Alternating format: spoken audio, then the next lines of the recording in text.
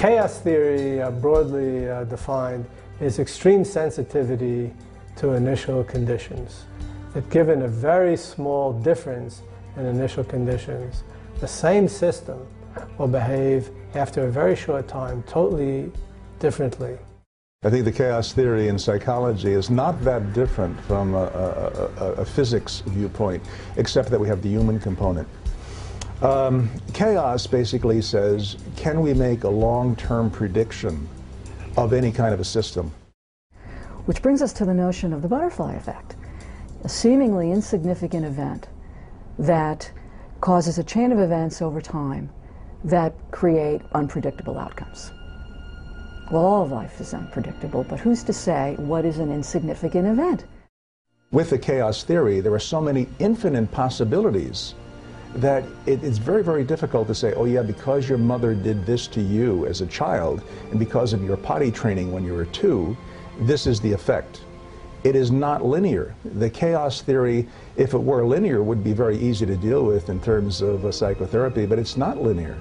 It has to do with a tremendous and infinite complex number of things within the system that occurred back at the time that that person is going back to.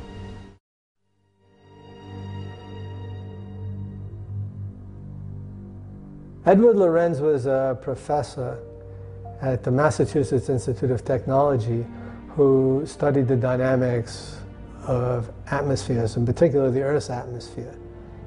And he made a simple model of the Earth's atmospheric dynamics, or at least he abstracted a simple mathematical model which contained some essential features of the dynamics of atmospheres.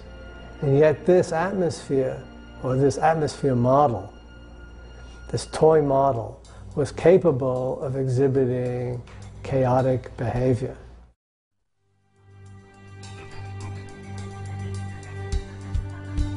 Now you'll see a type of motion that is very clearly unpredictable, irregular. This is chaotic motion. So we start off with the pendulum undergoing what looks like initially somewhat regular motion.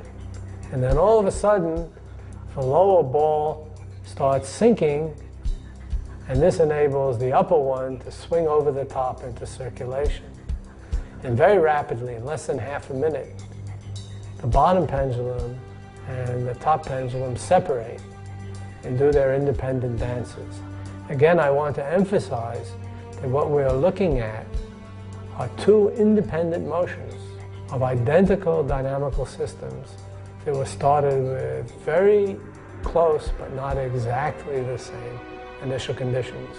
And over a very, very short time, only over a few swings, they diverged completely from each other in behavior. Without a doubt, chaos is a natural state of affairs of human beings. We often think about control in our lives. As a matter of fact, the existential viewpoint is that we're not born, but we're thrown into the world. We're thrown into a rather chaotic world.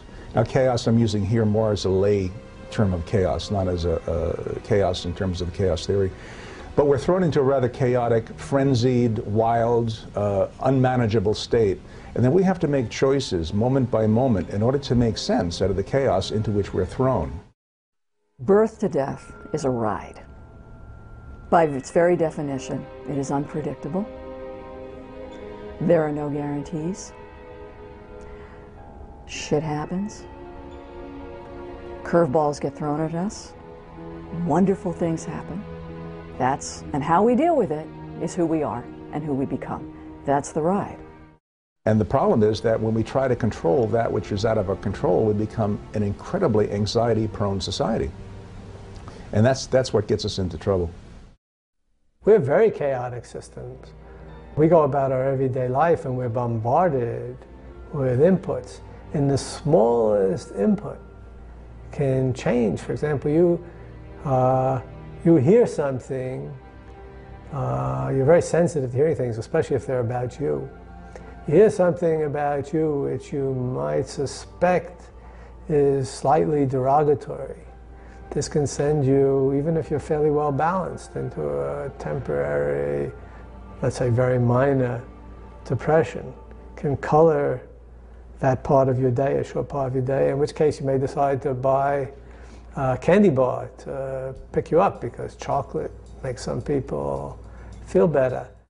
Now, how can you make predictions on a long-term basis given the finite components of a system, the complexity of a human being, how one human being sees something, how one human being reacts to something? There are so many infinite possibilities of the effect of one person on another.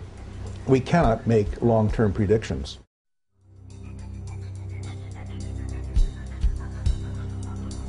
To want to invite information that we have spent a lifetime avoiding knowing because we're terrified of how that may change the system, how that may create chaos in the system, is a very compelling challenge. We have all these small inputs. We don't normally think of them that way, but if you sometimes feel a little bit depressed or a little bit elated, and you think about it, it may be some very, very small thing that made you that way.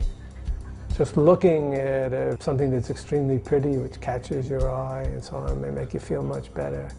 And that can, so we're extremely sensitive to that, and I would say we're chaotic.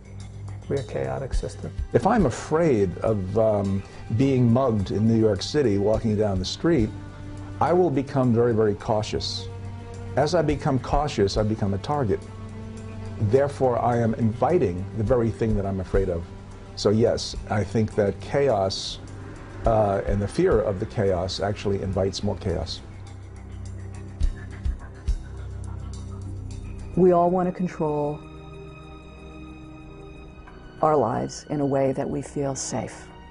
And hopefully we make good decisions about feeling safe in life and feeling that we choose partners that help us feel safe and trusting. And we make decisions that help us feel safe and trusting.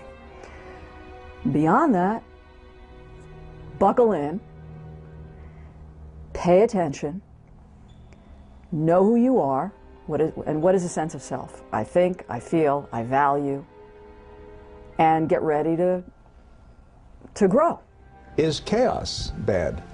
If we could live in a society of understanding chaos and living with chaos, and what we're really talking about is a concept in psychology called spontaneity. Being able to go with the moment, being able to stay with what is rather than control that which might be. So if we could flow with, if we could stay with the moment, if we could stay in the here and now, which is another psychological term, if we could be with what is, we wouldn't need necessarily to attempt so much control of what might be in the future.